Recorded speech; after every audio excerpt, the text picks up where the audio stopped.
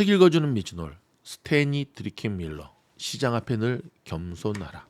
자, 윤재성 CIO가 이야기하는 드리켄밀러. 저도 참 존경하는 투자자인데요. 읽어드리겠습니다. 스탠리 드리켄밀러의 강연도 저에게는 흥미롭습니다. 저는 그의 책을 읽어본 적은 없지만 그의 강연을 많이 접했습니다. 그는 아마도 1990년대의 1세대 헤지펀드 매니저 중 가장 유명한 투자자일 것입니다. 그는 재산 중 약 10억 달러, 총 재산이 65억 달러로 추정되므로 10억 달러는 의미 있는 금액입니다. 10억 달러를 자선단체에 기부한 자선가로도 유명합니다. 와우.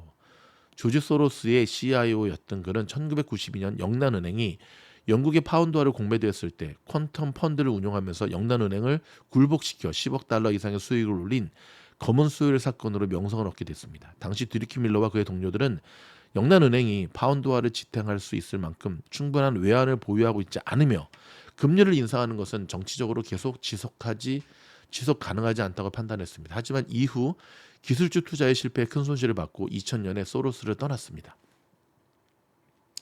그는 강연에서 한참 닷컴 버블에 휩싸였던 시기에 자신이 범한 실수에 대한 이야기를 들려주었습니다.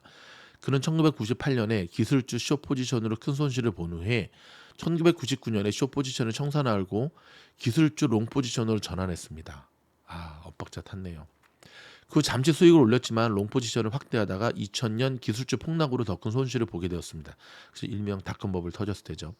그는 강연에서 자신이 실수로부터 배운 겸손과 이런 실수가 자신의 사고방식을 어떻게 바꿨는지 회고합니다. 그가 자신의 실수와 그로 인한 교훈을 겸손하게 받아들이는 순간은 매우 감동적이었습니다. 그는 항상 겸손의 필요성을 스스로 상기했다고 역설합니다. 저는 이런 태도가 그를 더욱 강력한 투자자로 성장시킨 요인이라고 확신합니다. 사실 그는 늘 스스로 겸손을 주문한다고 말할 필요조차 없었습니다. 그 말의 진실성을 지난 수년 동안 직접 보여주었기 때문입니다. 그는 매우 민첩하고 포용적인 투자자이며 그의 견해를 듣는 것은 매우 흥미롭습니다.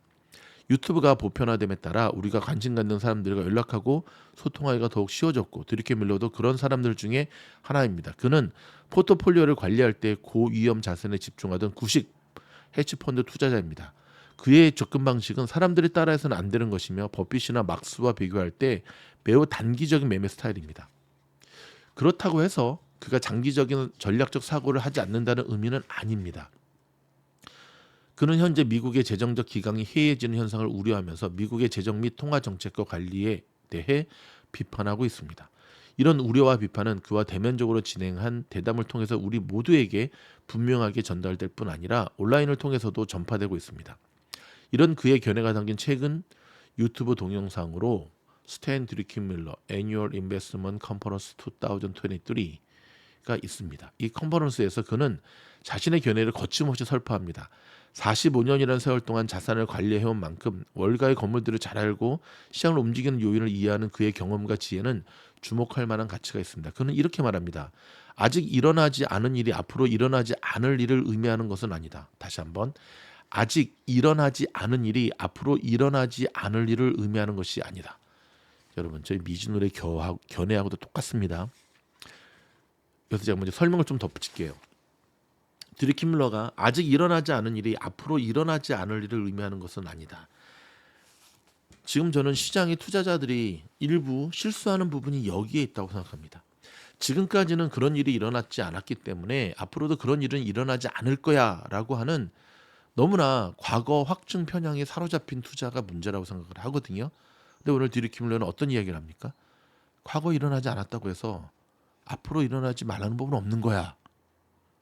특별히 포스트 코로나 이후에 이러한 장세는 끊임없이 펼쳐지고 있고 이러한 세상은 끊임없이 일어나고 있고 하지만 세상과 견해는 자꾸 과거의 데이터에 집착하기 때문에 끊임없는 실수를 저지르는 거죠. 제가 몇 가지 예를 들어볼까요?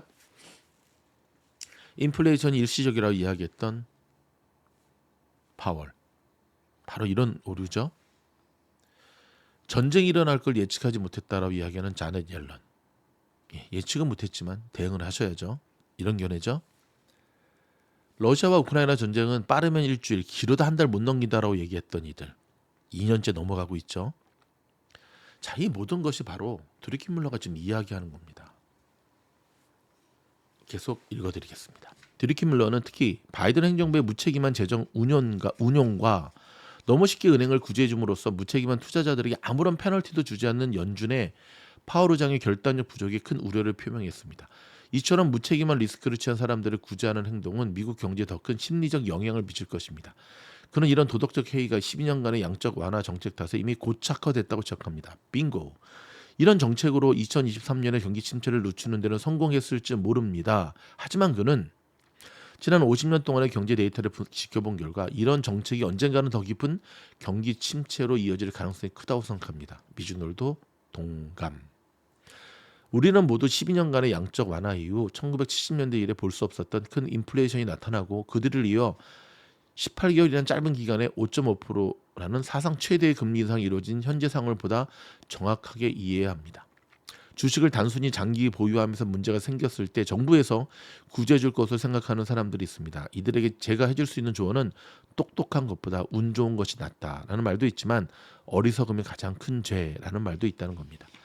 사실 저는 바이든의 재정 확대 정책과 투자자를 모든 위기에서 구원하려는 파월의 조급한 충동이 계속되리라고 믿기 때문에 TLT에 대한 장기 투자 전략을 유지하고 있습니다. 하지만 우리는 경기 침체는 불가피한 일이고 지금의 정책은 불가피한 일을 미루고 있을 뿐임을 알고 있습니다. 그것이 드리키 밀러가 장기 채권을 보유하고 싶어 하지 않는 이유입니다. 드러키 밀러는 파월이 인플레이션을 충분히 낮추지 않을 것이라는 불신이 있습니다. 그는 파월이 금리를 급격하게 인하하려는 충동에 사로잡힐 것이고 이는 재차 급등하는 인플레이션과 취약의 경우에 스태그플레이션으로 이어질 것으로 전망합니다. 경기 침체를 맞이해야 하는 우리로서는 무서운 전망이 아닐 수 없습니다. 이 시나리오가 실현된다면 우리는 제2의 글로벌 금융 위기를 경험하게 될 것입니다. 파월에 대한 그의 생각이 틀렸기를 바랍니다. 하지만 일단 바이든에 대한 그의 주장이 틀리지 않는 것 같아 두렵습니다. 여기까지가 윤재성 CIO가 바라본 드러키 밀러. 한 번도 투자에 실패한 적이 없는 전설이죠, 전설. 자, 다음 시간에는 지정학 분야의 대가인 피터 자이안과 조지 프리드만에 대한 이야기를 읽어드리도록 하겠습니다. 최근에 저희 미주놀의 커피 도서 후원으로 동참해 주시는 분들에 대한 감사의 보답으로 당서영이라고 하는 멤버십 영상이 시리즈가 시작이 되었습니다. 한 달에 5불의 커피 멤버십만 가입하셔도 들을 수 있는 참으로 좋은 영상입니다. 당장 써먹을 수 있는 영상. 여러분들을 초대합니다.